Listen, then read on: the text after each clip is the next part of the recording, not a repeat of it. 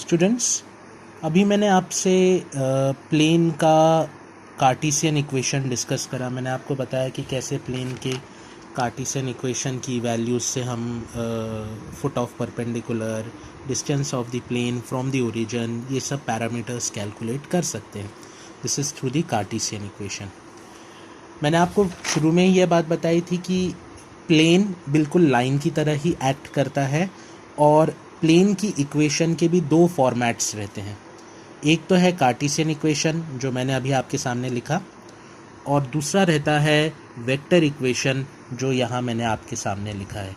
आपको याद है ना, लाइन का वेक्टर इक्वेशन कैसा रहता है?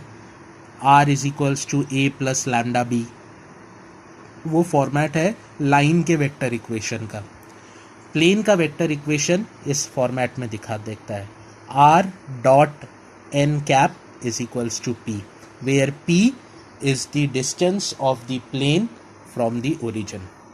है ना, p क्या है? p वही है, distance of the plane from the origin. n क्या है यहाँ पे? n is a unit vector normal to a given plane directed from origin towards the plane.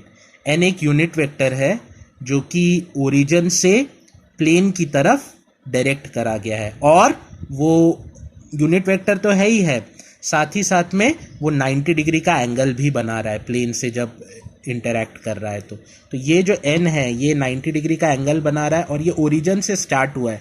जहाँ पे आपको ये v पॉइंट दिख रहा है ना, तो आप समझो ये वाला पॉइंट ओरिजिन है, कहीं ओरिजिन होगा और वहाँ से इस प्लेन के ऊपर ये जाके इंटरसेक्ट हुआ, और ये वो n वेक्टर है। और p ये डिस्टेंस है, ये जो डिस्टेंस है यहाँ से यहाँ तक का, ये है p। और मैंने ये वाले पॉइंट के कोऑर्डिनेट्स आपको कार्टेशियन प्लेन में निकालना, कार्टेशियन इक्वेशन में ये वाले पॉइंट के कोऑर्डिनेट्स निकालना अभी आपको बताया है मैंने। तो अब मैं दूसरा फॉर्मेट इक्वेशन, वेक्टर इक्वेशन का आपके साथ शेयर कर रहा हूँ, and this format is known as vector format of a plane. मतलब आपको एक प्लेन की इक्वेशन या तो कार्टेशियन फॉर्मेट में लिख के दी जा सकती है या फिर वेक्टर फॉर्म में लिख कर दी जा सकती है। इसमें भी वैसा क्वेश्चन बन सकता है जैसा लाइन में बनता था, एक फॉर्मेट से दूसरे फॉर्मेट में कन्वर्ट करना, या तो इससे इसमें कन्वर्ट करना या फिर इससे इसमें कन्वर्ट करना। वो मैं आपको बाद में बताऊंगा, लेकिन पहले मैं आपको बताता हूं कि किसी भी प्लेन की इक्वेशन को हम बनाते कैसे हैं, हमें क्या इंफॉर्मेशन दी जाती है और हम वहां से प्लेन की इक्वेशन को कैसे फॉर्मेट करते हैं। फॉर सपोज अगर आपके पास एक ऐसा क्वेश्चन आ जाए कि आपको एक vector equation of a plane बनानी है, you need to make a vector equation of a plane, और उस प्लेन की एक नॉर्मल है जो कि वहाँ से वो प्लेन से पास हो रही है। तो उस क्वेश्चन को मैं आपको पहले लिखकर बताता हूँ कि कैसे वो क्वेश्चन आता है और उसको कैसे हम सॉल्व करते हैं। तो अब आप क्वेश्चन देखो, एक क्वेश्चन मैं लिख रहा हूँ, find vector equation of a plane, find vector equation of a plane whose distance from origin is 6 units, whose p value is 6 units। p आपको मालूम है ना, p is distance of plane from the origin। p, क्योंकि इसके फॉर्मूले में एक p आता है, तो p की जगह आप कौन सी वैल्यू लिखते हैं? Distance of plane from the origin. और यहाँ पे आपको उसने बताया है कि distance of plane from origin is 6 units, and this plane is perpendicular to a normal, and this plane which is normal to the vector I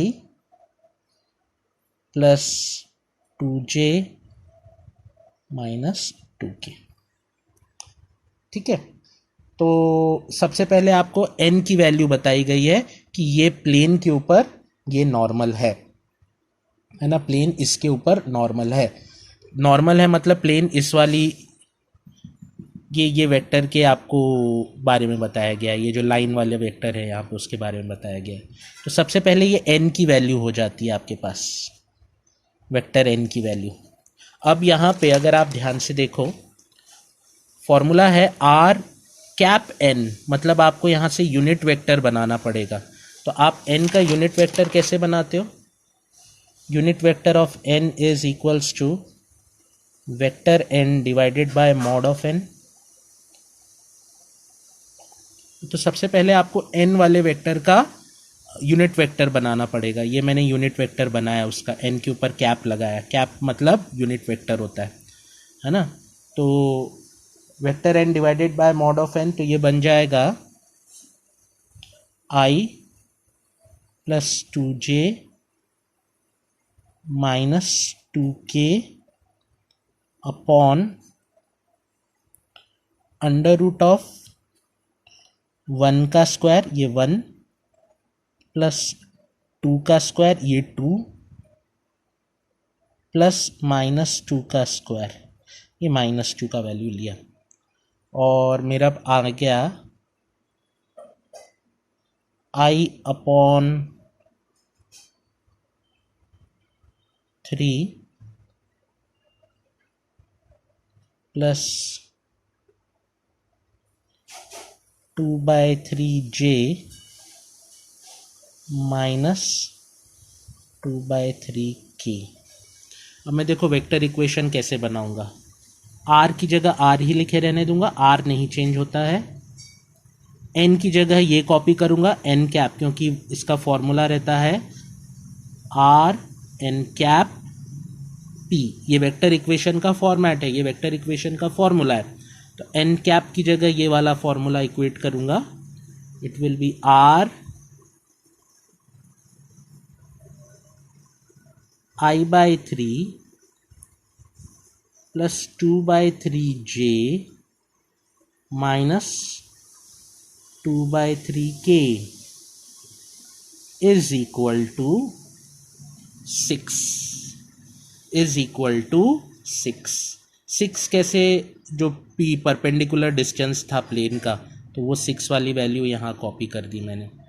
अब इसमें से 3 कॉमन निकल रहा है, तो ये बन गया r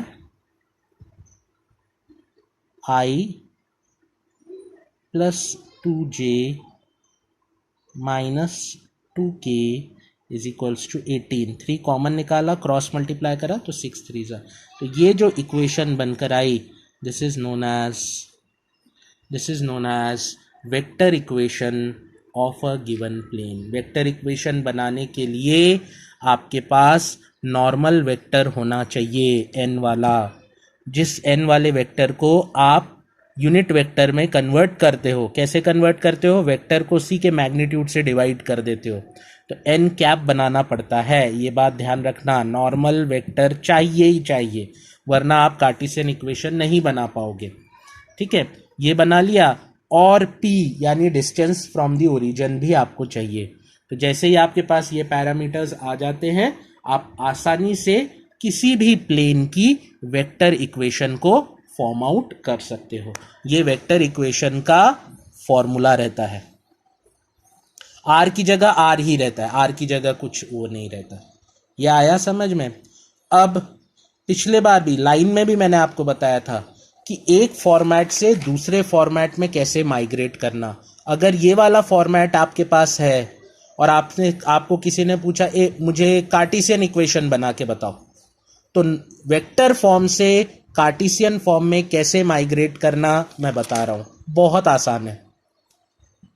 वेक्टर फॉर्म से कार्टेशियन फॉर्म में कैसे माइग्रेट करना। वेक्टर फॉर्म में जहां r लिखा है वहां लिख दो xi plus yj plus zk,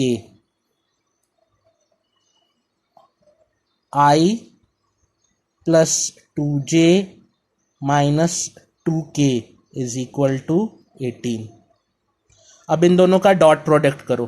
x i का i से होगा तो ये बन जाएगा x plus 2y minus 2z is equals to 18 is equals to 18। तो यह आपकी वेक्टर इक्वेशन तैयार हो जाएगी यहाँ पे। आया समझ में? बहुत आसान है कार्टेशियन फॉर्म्स वेक्टर फॉर्म से Cartesian equation banana. Is this clear? ये बात आई समझ में आपको? पक्का? ठीक है, ओके।